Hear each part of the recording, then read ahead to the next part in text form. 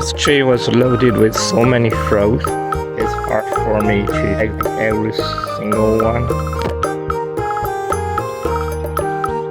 So I use this net just to cover it.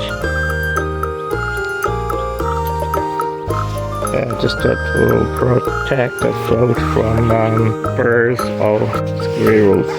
Yeah, that's what I did to protect my figs.